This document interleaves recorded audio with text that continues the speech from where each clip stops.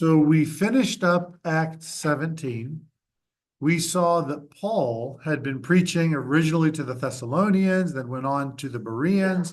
Then he got evacuated because they wanted to get rid of him. When the Jews came down to get people riled up, he gets evacuated to Athens. And when he was in Athens, he starts preaching because he was there alone. He goes out, he sees all these superstitious religious people worshiping all these gods. He goes out and says, "Let me tell you about the real God." And he preaches to them out there, and they all listen, and they're just not really convinced.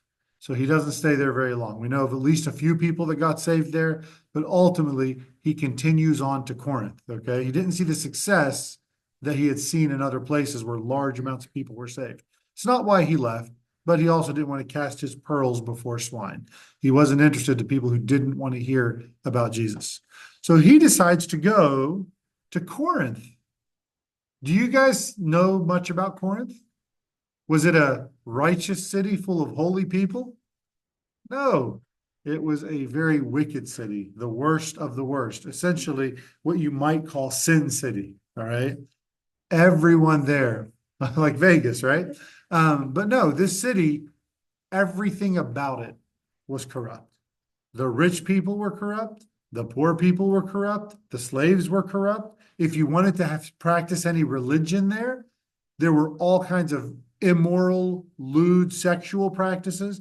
There were over 1,000 priestesses at Athena's temple, or excuse me, Aphrodite's temple. And who knows what Aphrodite was the goddess of? Love, they say, right? So guess how you worshiped Athena with these priestesses? Okay, you don't have to use your imagination too much, okay? So point is, they were prostitutes. That's all they were. They would go and you would worship this false goddess. So it was very common. So what better place to start a church, right? So you think about hostile territory, this would be hostile territory, right? So whenever you read, when Paul goes to Corinth, he actually writes about it in First Corinthians chapter 2. He says, "I came to you with much fear and trembling." I mean, you want to talk about a hostile area. Paul says, I was intimidated here. But we're going to find in this chapter, Jesus says, "I know you're scared here, but don't be scared. You got a lot of work. There's going to be a lot of people here that turn to me." So it doesn't matter how wicked the place looks. Doesn't matter how far gone your country looks, your city looks, your town looks, your house looks. Doesn't matter how far away your children seem. God can still do an amazing work, even if you're terrified when you talk to them, like Paul was. Much fear and trembling is how he described it in the beginning of chapter 2 of 1 Corinthians. So starting in verse 1, we read in Acts 18, says, "For after these things, Paul departed from Athens and came to Corinth, and found a certain Jew named Aquila, born in Pontus, lately come from Italy, with his wife Priscilla, because that Claudius had commanded all Jews to depart from Rome. And he came unto them." So this command by Claudius, all right, the emperor, this happened in about 49 AD, okay? So that kind of gives us a timeline of when this happened, okay? This happened somewhere in the early 50s AD. So we're not sure exactly how long it took them to get there because they were evicted from their home in Rome, and now they've come to Corinth. So Paul, we don't know how he came in contact with them, but again, some people guess he was walking by and saw them working on tent making. And he's like, "I know how to make tents." So what do you do when you see someone that does what you do? You talk about it, right? If you see someone who does your trade, you talk about it. And they most likely got to know one another. And then, of course, what does Paul do anytime he gets to know anybody? Tells them about Jesus. And we don't know if they already had turned to Jesus because of those people back at Pentecost that had went back to Rome, or whether they came to Jesus at this time. But of course, they become leaders in the church, Priscilla and Aquila. So this lady and her husband, Aquila. So God recognized that Paul would need support. He recognized he would need someone to help him through his ministry while he was waiting for Timothy and Silas to come join him. Now, my question is, it's easy for us to focus on Paul here, but sometimes in life we go through lousy times. We can all agree on that, right? So imagine right now you're living in your home. And all of a sudden, the government said, you're not allowed to live there anymore. Anyone like you, any of you Christians, we'll use Christians as an example, you are kicked out of this town. You're not allowed to come back to this town. Well, wouldn't that be kind of devastating to know you got kicked out of the home? Maybe you've lived there your whole life, but all of a sudden you've been kicked out and you got nowhere to go. So you just got to pick some random spot on a map to try and start a new life. Doesn't sound like a good time. Sounds like a terrible time. But the fact is, God was working. He was already had a plan for Priscilla and Aquila. He wanted this family to go somewhere, to meet someone, to come to know Jesus as Savior, and then to start a church and change history. But it didn't necessarily be evident to them right at first. At first, it probably was very discouraging. I can only imagine. I'm just guessing here. Probably very discouraging for them. So there's a lot of times God uses things in our lives that seem bad at the time that will come together for good if you stay faithful, if you love him, if you're called according to his purpose, as these two are.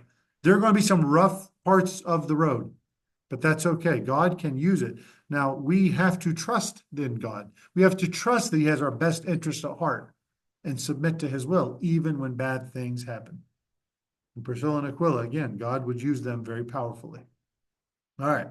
So verse 3 and 4 says, because he was of the same craft, he abode with them and wrought, for by their occupation they were tent makers.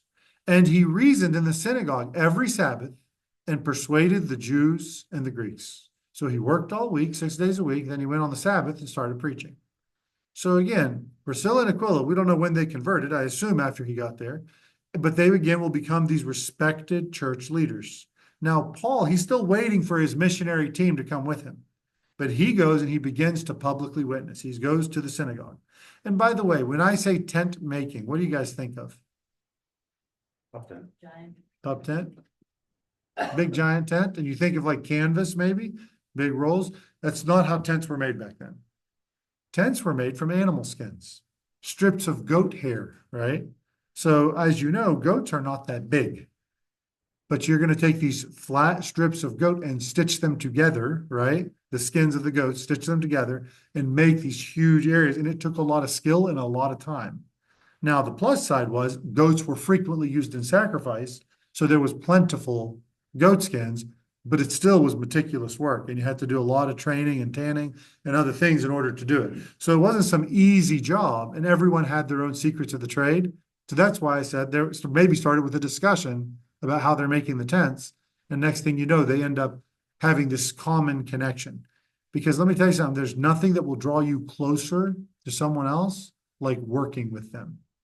That's why it's so important, even in your homes, to work with your spouse, to work with your child. Don't do things for your spouse. Don't have your spouse do things for you, or your children do things for you, or you for them. Do it with them. Work together. Have a common goal. You'll tighten that bond of family so much more. So anyway, we go to verse 5, and we're going to see now, finally, here comes the rest of his team.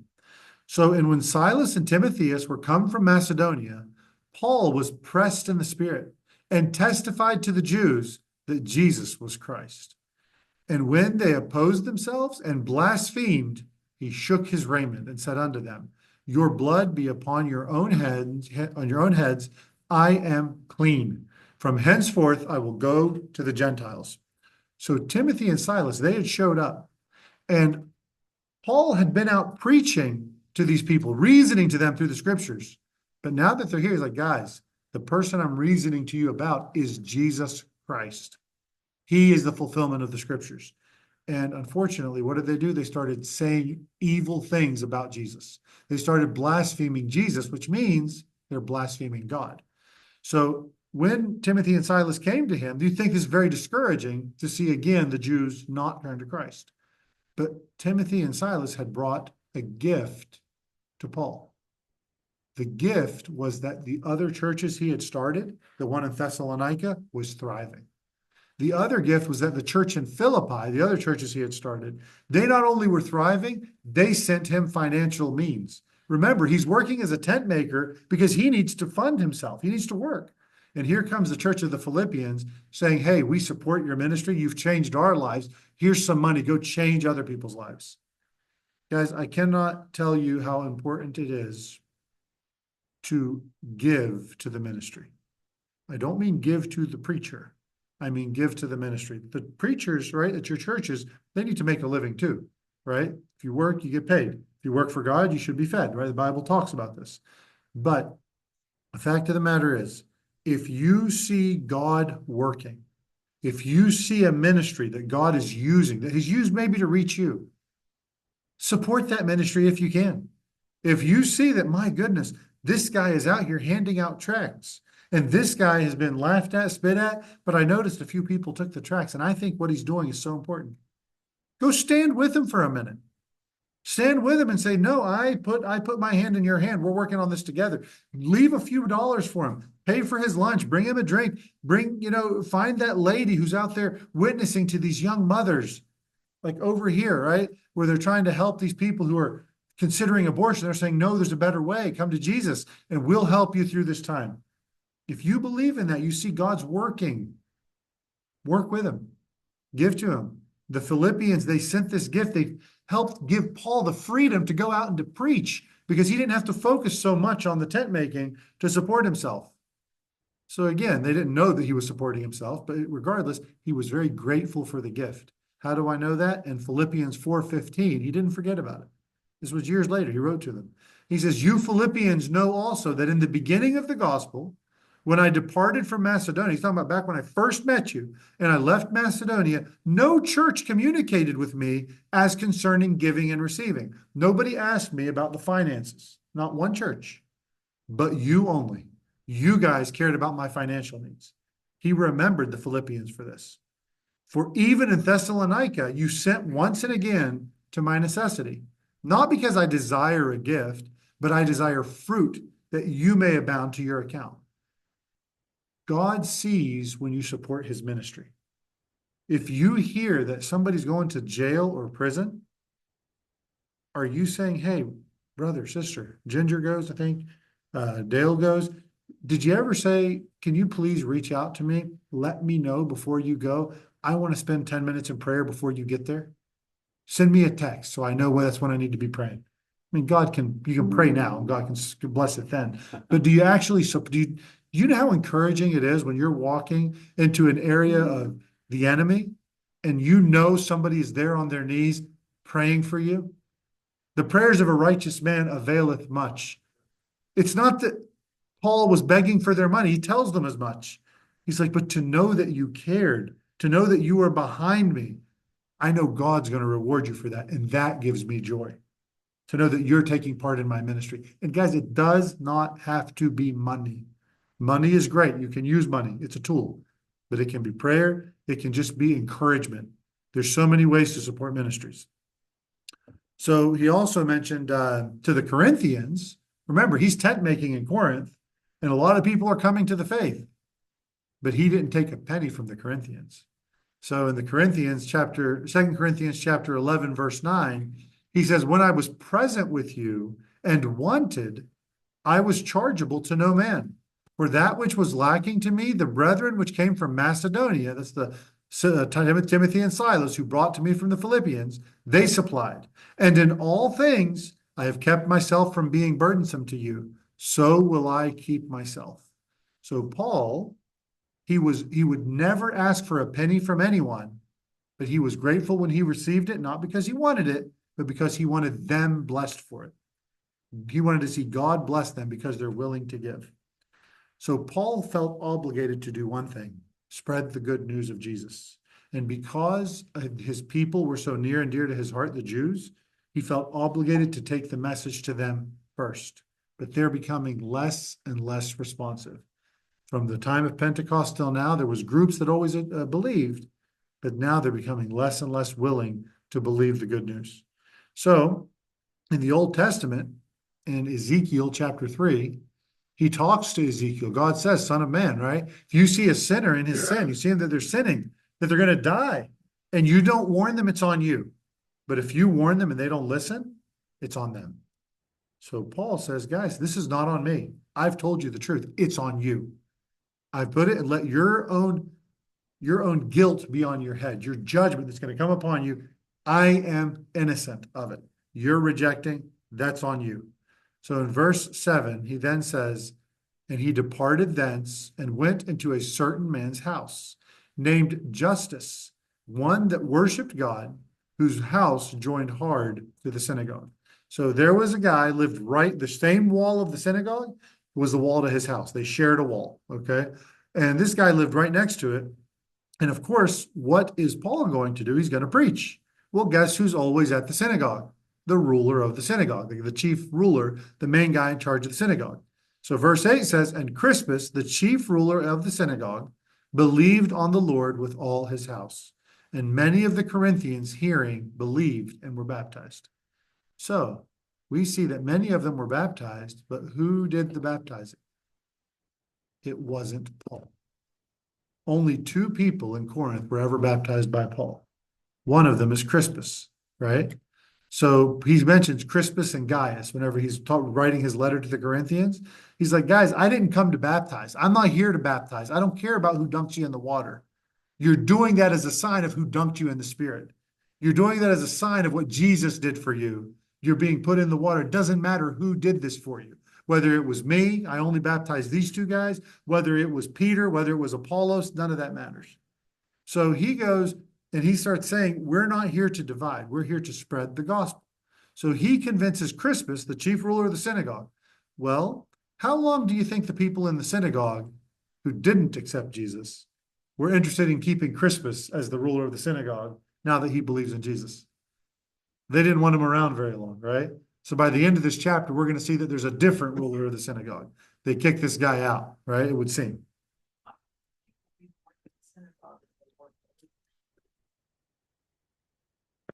Like, why would the Jews go to the synagogue? Is that what you mean, or what do you mean? Why would unbelievers go?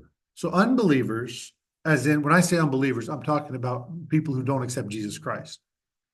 But when I talk about the synagogue, that's people who practice Judaism. So the proselytes and the Jews that would continue to practice. So when they would go, so Crispus was one of them. And remember, the Jewish people, even the Christians, continued to practice Judaism, but not for salvation. They believed salvation was only through faith. So Crispus, while he believed, eventually they didn't like the fact that he believed. So they cast him out of the synagogue, it would seem, because like I say, by the end of this chapter, there's another guy, I think it's Sosthenes is his name, that gets cast, that's the chief ruler of the synagogue. Okay? So we're sitting there and people are believing, most of them not Jews, because remember he said, I give up on you guys. Fine, you choose for yourself. I'm going to just shake my jacket off at you. So verse 9, it says, then spake the Lord to Paul in the night by a vision. Be not afraid, but speak. Hold not thy peace, for I am with thee, and no man shall set on thee to hurt thee, for I have much people in this city. So God, Jesus Christ, right? He promises Paul, you are under my protection while you're in Corinth. Go out and talk.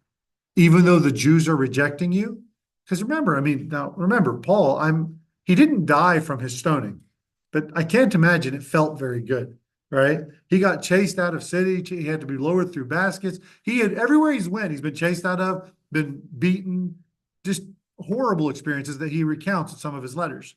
So he's probably not excited to be in the worst of the worst cities. But God's like, no, this place is ripe. People need to come to me, and you're going to preach the good news, and I will take care of you while you're here, right? So he now goes out, and that's why he talks about, I came with much fear and trembling. Jesus told him, no, don't be afraid.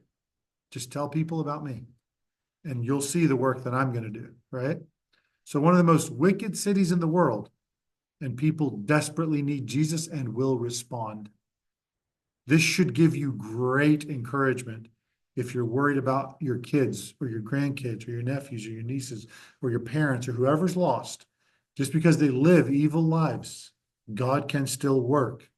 He's going to use you or someone else to reach them. Do not give up hope because it seems they're so far away. Corinth was as far away from Christ as you can get. But Jesus still had a lot of work to do there. Difference. I might not be understanding this right. But didn't Jesus tell the apostles, like if you go to a town and they don't accept you, like just wipe the dirt from your feet and move on. So why would Paul's situation be different? It's not different.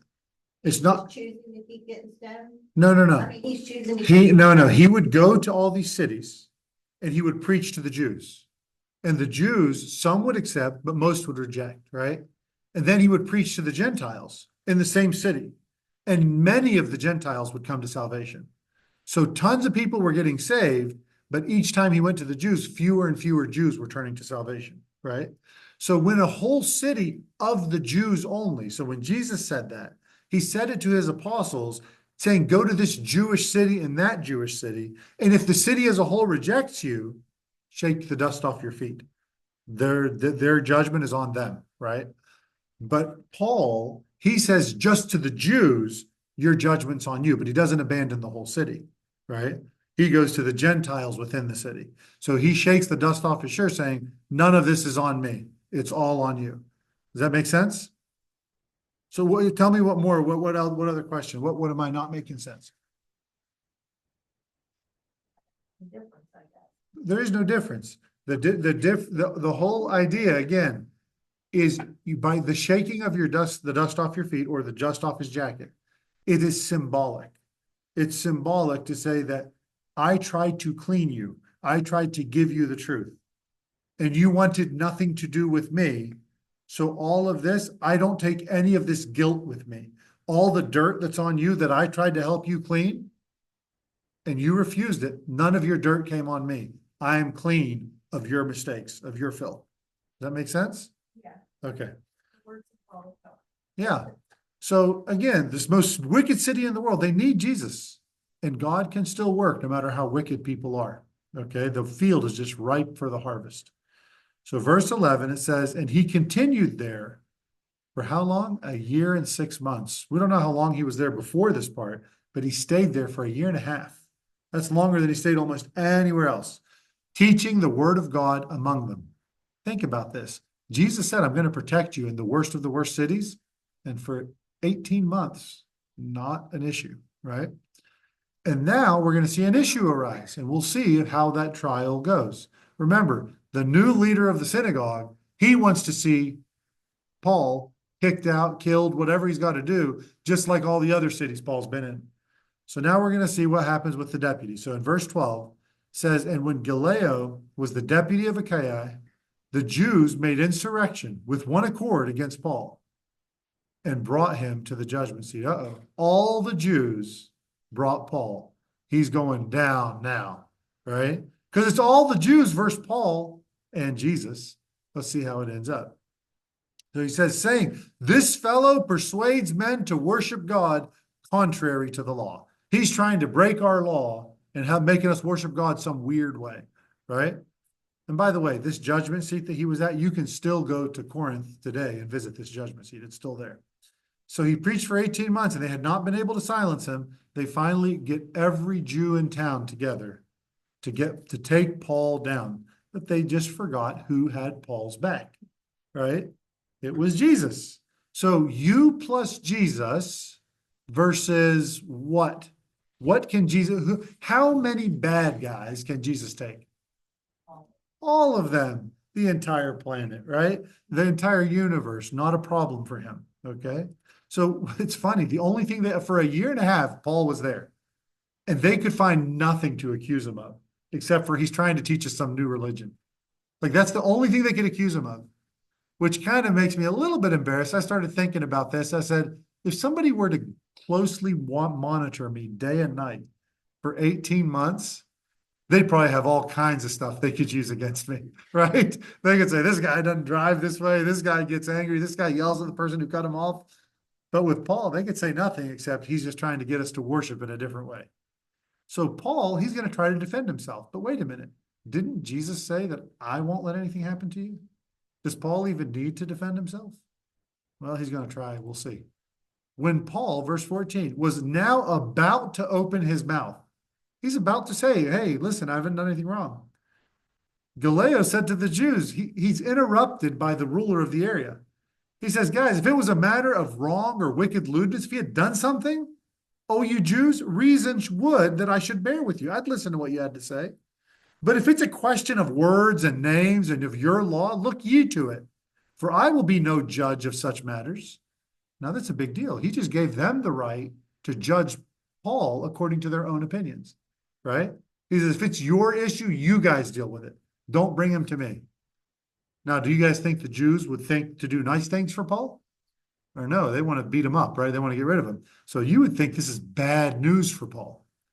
And he says in verse 16, and he drove them from the judgment seat. He says, get out of the judgment hall, you guys deal with it. So now the Jews are going to have their opportunity. Well, the problem is all of the Greeks, many of which for a year and a half have gotten to know Paul, all of these Gentile Greeks, and many of them who believed, they saw the new leader of the Jews for who he was. So what did they do before they can lay hands on Paul? The Greeks, it says in verse 17, then all the Greeks, remember, all the Jews are there, all the Greeks took Sosthenes, the chief ruler of the synagogue, the guy who was leading this mob, and he beat him before the judgment seat. They beat the guy that was accusing Paul. They beat him before the judgment seat, and Gallio cared for none of these things. He's like, yeah, whatever, beat him, I don't care. It didn't matter to him that they beat the leader of the synagogue. This is not normal. It's not normal for all this unrest to happen and the guy to say nothing unless there was a greater force at work here. Jesus said, don't be afraid, I got you. Paul didn't even have a chance to defend himself. How much do we trust it when Jesus says, I've got you? How much do we trust when he says, no, it's okay. I'm here with you. Fear not. Be not afraid. Do you know how many times the Bible says fear not in the book of Psalms? I think it was 365 times, which is interesting, right? 365 times says, do not be afraid, right? He says, don't be afraid. And Jesus was there for him. Didn't work out too well for the Jews. For all their trouble, their leader got beaten up by the Gentiles. And then, of course, we'll pick up next time. I think we'll stop here, where Paul is going to go to Antioch. Actually, no, let's go a little farther, just 2 more minutes. So in verse 18, it says, Paul, after this, tarried there yet a good while, and then took leave of the brethren, and sailed thence into Syria, and with him Priscilla and Aquila. So now Priscilla and Aquila, who were homeless, now have a purpose, right? They have a reason. They're on a mission. And he had shorn his head, or shaved his head, in Cenchrea, for he had a vow. So he spent somewhere around 2 years in Corinth, right? And he's going to leave now, and he's going to go into Syria, and he takes with him Priscilla and Aquila. So notice that he shaved his head. Does anybody know what that's about? It says, for he had a vow. Any other thoughts about what that's about? About dedication to the Lord, isn't it? Dedication to the Lord. Okay, there's a particular vow in the Old Testament. What's that? Cleanliness. Well, that was in Egypt. They would shave their heads because of lice and other issues. But in ancient Israel, when you were to dedicate yourself to God, fully to God for a period of time, you would start with a shaved head. It's called a Nazirite vow. Okay, because the Nazirite meant that, and it can be man or woman. It wasn't just men. It was open to anyone who wanted to dedicate themselves to God. During this period of time, you would not touch a dead body. You would not touch anything that came from a grapevine, whether it's grape juice, whether it's grape leaves, whether it's wine, anything, right? And during that time, so you wouldn't touch alcohol at all. You wouldn't cut your hair. You wouldn't go near a dead body. Even if your mother died, you would not go to her funeral, right? It was a very devoted dedication time to God, okay? So he had shaved his head. Now, this, by the way, doesn't mean a lot to us now, but it does tell you one thing. Paul never abandoned the laws of Judaism. He never abandoned being a Jew. He claims, even later on, that he still was a Pharisee. He called himself a Pharisee of Pharisees. A lot of people don't, the fact that people think that all these early Christians somehow abandoned Judaism because of the Jews that turned into Christians, it's not biblical. I cannot find evidence of that anywhere in the Bible. And that's very important because that clears up why they did what they did. So Paul here, he shaved his head, and we're going to see in a few verses, he says, I have to keep the feasts in Jerusalem. He continued to follow the law of the Old Testament because God gave them the law of the Old Testament to reveal to them that they're sinners but also to separate them as the people of God. God had a promise to Israel, and God is going to fulfill the promise to Israel. They will rule in their during the millennium. They will rule within their holy nation. They will be a people that are separate for God. The church has not replaced Israel. They have their own destiny, as the church has their own destiny. This has nothing to do with salvation. Both Jew and Gentile were all saved by the name of Jesus Christ, only by trusting in his death, his burial, his resurrection. So salvation is only by faith. It's only by grace, through faith. That's it. But being a Jew has its own benefits, and that's something that was reserved for those people. You have something? Yeah, and that's why Paul never imposed those laws, rules, and feasts and stuff on Gentiles. Yes. Do not judge if somebody keeps the Sabbath. If you don't keep it, don't judge them. If you do keep it, don't judge the people that don't, right? He says each of us have our own response to God. And again, there's a lot of Christians who try to be Jews and say we've replaced Israel. I don't find that as biblical at all. We've been grafted in to the same people of God, but we are not Israel. We are spiritually of the heavenly Jerusalem, the city of God. One more Yeah, rabbit yeah. trail is that Samson was a Nazarite and he broke all his vows. Yes, he did. Drank wine, he ate honey from a dead lion's carcass, And and he- finally shaved his head, and that was the last straw. Yep, So all of his power went away. But he broke all his Nazarite vows. If you read the story of Samson, he was a supreme knucklehead. You know, I agree with you because, everybody think of him as this, this big lummox that, made all brawn, no brains. But I actually believe that Samson is a beautiful picture of Jesus Christ by design. Whenever he went after Gentile women like Delilah and his first wife, it said his parents thought, what are you doing? You're crazy. Go to your own people. He said, but they didn't realize God had put it in his heart to go after these Gentile women. Guess who the bride of Christ is, by the way? A Gentile woman. There's all kinds of pictures. We can actually do a study of Samson when we're done with Acts if you want. But anyway, so Priscilla, Jesus is not a knucklehead. no, he's not. No, he's not at all. Priscilla and Aquila, so they join him on his trip to Syria. So we get down to verse 19 and 20. So it says, and he came to Ephesus and left them there. So he left Priscilla and Aquila at Ephesus to work on the church, which you later call the Ephesians, right? But he himself entered into the synagogue and guess what? Reasoned with the Jews. Even though in the previous chapter, he's like, I'm done with you guys. He's done with the Jews in Corinth. He starts talking to the Jews at Ephesus. And when they desired him to tarry longer with them, they wanted to hear more. He says, no, he consented not, but bade them farewell, saying, I must by all means keep the feast that comes in Jerusalem, but I will return again unto you if God will. And he sailed from Ephesus. So he was proving to them, I'm still Jewish, and I'm still 100% Jewish. I'm not telling you to disobey your law. I'm just giving you the answer to your law, and that's Jesus. So he left Priscilla and Aquila at Ephesus. He couldn't help himself. He went and he had to preach, right? He wants the Jews so desperately to be saved. He says so much. He says, I wish I could go to hell. I could be accursed, is what he said, so that my people, my kinsmen, according to the flesh, could be saved. If I could make that trade, I would. That right there is what we call the love of Christ. That self-sacrificial love where you love someone far more than you love yourself. Right? So that's how much he loved these people. That's why it was such a heartbreak for him every time they rejected it.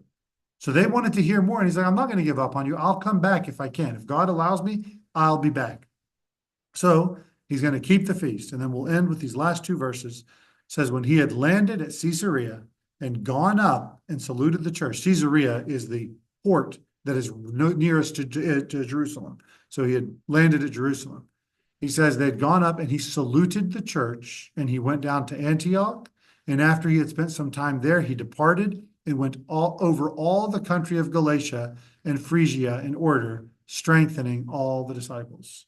Now, we don't know how much time he was in Jerusalem, but you can see Paul didn't spend a whole lot of energy in Jerusalem. Whether he didn't get along with the apostles, whether there was some friction, we don't know all the details. But what we do know is he was very, very, very devoted to the health of every church that he started. He wanted to go back and check on all of them, constantly write them letters, constantly encourage them. The question to us, the challenge to us, have there been Christians in your life? Have there been preachers? Have there been teachers? Have there been Sunday school teachers? Have you checked on them? Have you sent them letters of encouragement, words of encouragement? Have you picked up the phone and said, you know, Pastor, I just wanted to let you know how much I've been enjoying your messages. You know how I just want you to know I'm praying for you. Guys, I know it seems like, well, they're the pastor. Of course they know that, right? No, they don't.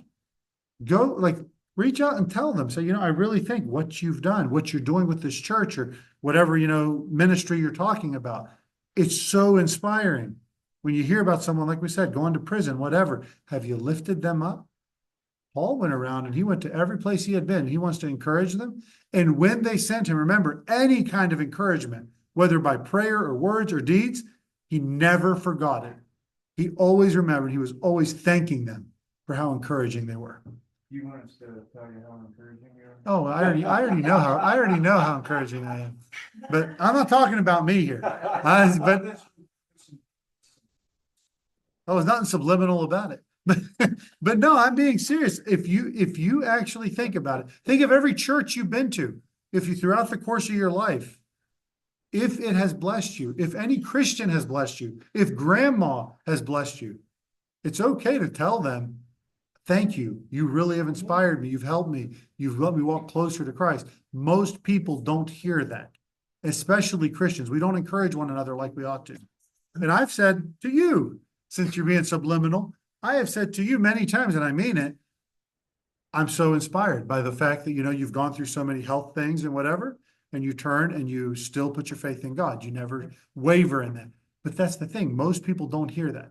Most people are not lifting one another. What do you want? I know. Look at this. I got my encouragement right here. Got my Christmas encouragement. For your kids. My kids will be all right.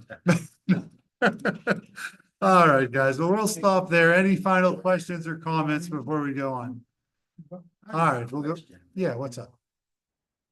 If, kind of like what Mindy was saying, if I told somebody about Jesus on several occasions and they keep rejecting it, and should I walk away? I think, here's what I do, and I'm not saying this is not biblical, this is what I would do. I tend to write them a letter, and I tell them, listen, and I tell them very plainly, this letter is for you. It's from me because I love you. I know that we don't see eye to eye on this, but this tells you what I believe. And if and when you want to take a look at it, you look at it. If I'm still around, you call me, you text me. I'll be happy to talk anytime. But this has nothing to do with our friendship. I love you nonetheless, or our family, or whatever it may be. Say, I love you, and this isn't going to drive me and you apart, but I do this because I love you. And then I put the ball in their court.